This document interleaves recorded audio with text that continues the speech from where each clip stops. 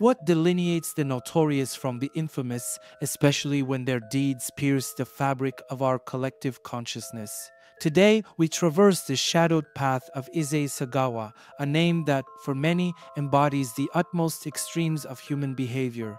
Known globally as the Japanese cannibal, Sagawa's story is not just one of a gruesome crime, but also a complex narrative of cultural fascination and horror. In this exploration, we aim to unravel the layers behind the crime, probing into Sagawa's early life, the chilling events in Paris, and his subsequent existence in Japan, all while examining the indelible marks left on society's psyche. As we delve into the abyss of Sagawa's life story, we confront not just the individual, but also the societal, legal, and media whirlwinds that his actions spawned. His tale raises profound questions about the nature of notoriety and the mechanisms of cultural memory. How do we, as a society, remember and interpret acts of extreme deviance? And what does our fascination with figures like Sagawa reveal about us? Our journey is not just a recounting of events, but a deeper inquiry into the legacy of Issei Sagawa. Through this lens, we'll dissect the intersection of crime and cultural influence, attempting to understand how a single individual's actions can resonate through the annals of true crime history, influencing art, media, and the collective imagination. Join us as we embark on this complex exploration, seeking to understand the man, the myth, and the legacy of Issei Sagawa. Issei Sagawa was born on April 26, 1949, in Kobe, Japan, into a well-to-do family. His father, a successful businessman, and his mother, whose protective nature bordered on the possessive, provided Sagawa with a comfortable yet sheltered upbringing. From an early age, Sagawa was confronted with significant health challenges. At just 2 years old, he battled encephalitis, a condition that left him physically frail and, by some accounts, contributed to the development of his complex psychological profile. This early brush with mortality and subsequent physical vulnerability seemed to isolate Segawa from his peers, casting a long shadow over his formative years. As he grew, so too did his sense of otherness, not just in physical stature, but in mental proclivities as well. He developed an acute awareness of his difference, a realization that fermented into a deep-seated feeling of alienation. Sagawa's academic pursuits offered him no solace from his growing inner turmoil. Despite excelling in his studies, he found himself increasingly consumed by dark fantasies. These were not mere flights of fancy, but intense, often cannibalistic fixations on women, particularly those of Western appearance. This obsession with the other, combined with his intellectual curiosity, led Sagawa to explore these dark recesses through literature and thought, seeking to understand and perhaps justify his burgeoning desires. As Sagawa transitioned from adolescence into young adulthood, his fantasies became more vivid and distressing. An attempted attack on a German exchange student in Japan marked a disturbing escalation of his impulses. Though the incident ended without serious harm, it foreshadowed the harrowing path Sagawa was to walk. The financial settlement his father arranged to quell the aftermath did little to address the root of Sagawa's issues, serving only to further insulate him from the consequences of his actions. The move to Paris for further studies was, in Sagawa's mind, a chance to reinvent himself, to start anew far from the confines of his stifling early life. However, this relocation only served to amplify his alienation and obsessions, setting the stage for the infamous crime that would forever mark his name in the annals of true crime. The tranquility of Paris in the early 1980s, a city renowned for its romantic allure and cultural richness, was shattered by a crime that defied comprehension. At the heart of this dark chapter was Issei Sagawa, a Japanese expatriate whose unassuming demeanor masked a maelstrom of twisted fantasies. Sagawa, drawn to the City of Lights by his studies in comparative literature, found himself immersed in an environment that, rather than curbing his dark obsessions, seemed to magnify them. In June 1981, Sagawa set his sinister plans into motion. The object of his fixation was René Hartevelt, a 24-year-old Dutch student who, like Sagawa, was navigating the academic world of Paris. René, known for her intelligence and kindness, unwittingly became the focus of Sagawa's cannibalistic fantasies. Under the guise of academic collaboration, Sagawa invited René to his apartment on the pretext of recording German poetry for a class project. It was a ruse that would lead to tragedy. On the day of the crime, the serene atmosphere of Sagawa's apartment became the setting for an act of unimaginable horror. As Renee read aloud, her voice capturing the haunting beauty of the German verses, Sagawa, driven by a compulsion that he himself might not have fully understood, took a 22 caliber rifle and, in a moment that would seal both their fates, shot her in the neck at point-blank range. The act was not just a murder, but a prelude to the ghastly act of cannibalism that Sagawa had fantasized about for years. In the hours and days that followed, Sagawa descended further into the abyss of his own making. He violated Renee's body and consumed her flesh, an act he documented with chilling precision.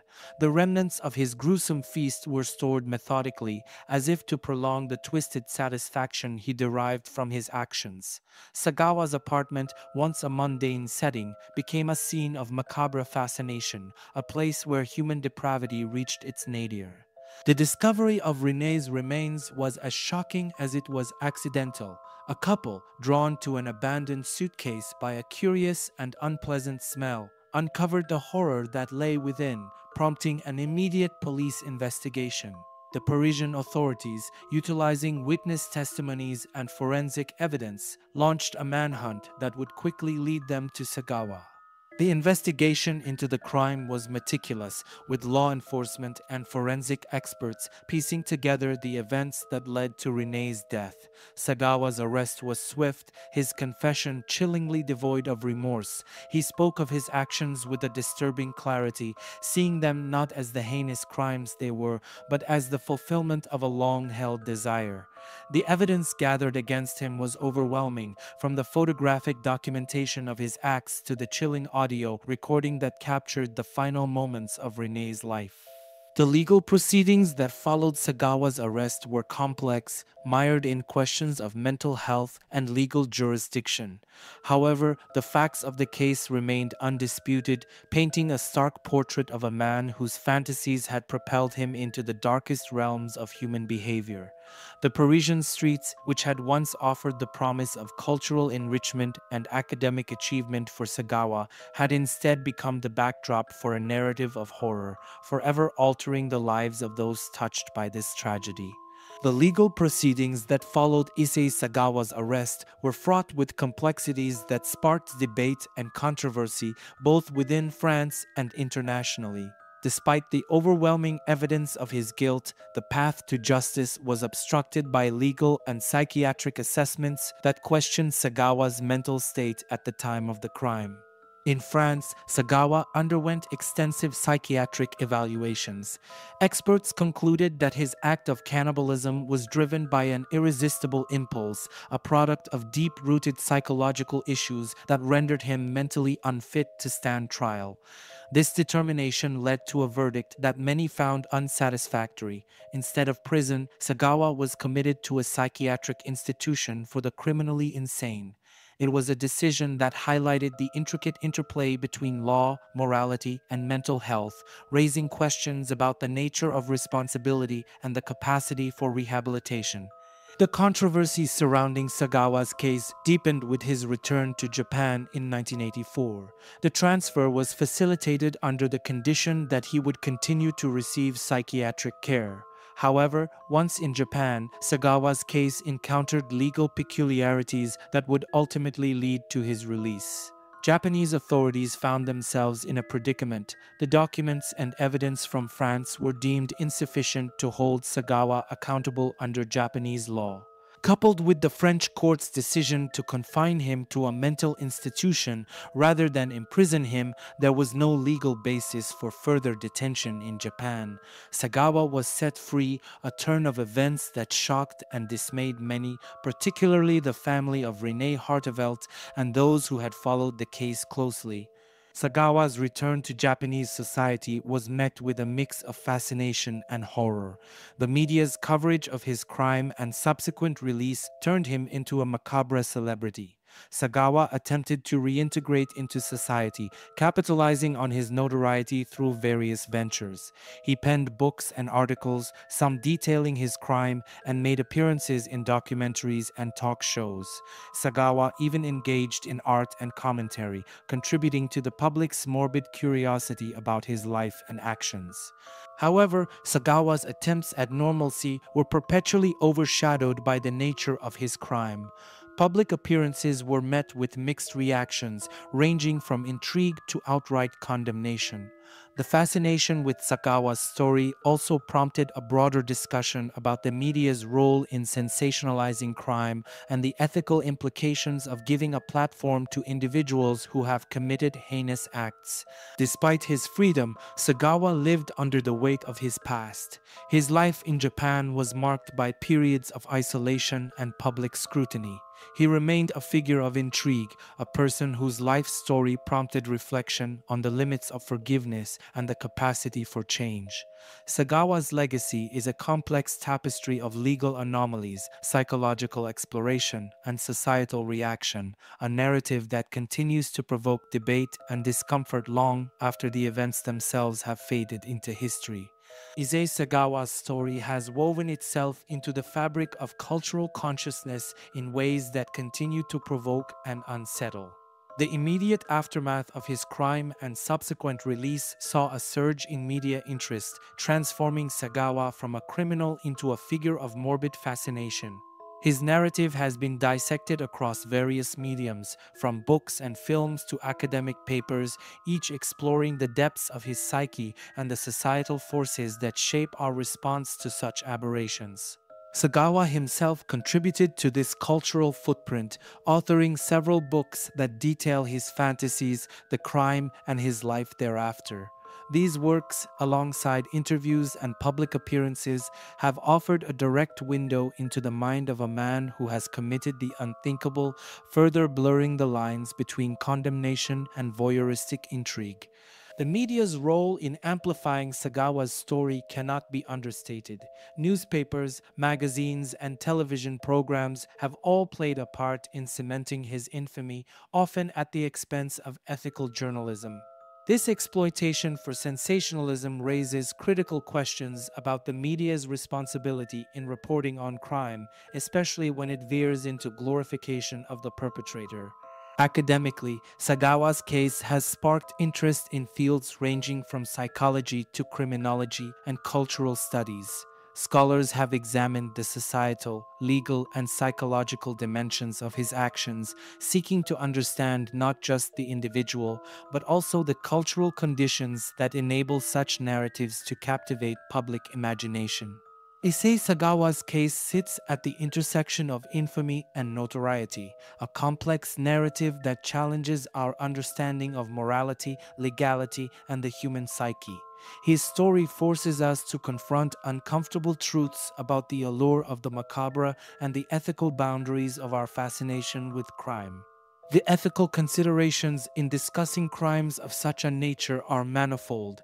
On one hand, there is a need to understand the darkest aspects of human behavior. On the other, a risk of re-traumatizing victims and their families or inadvertently glorifying the perpetrator.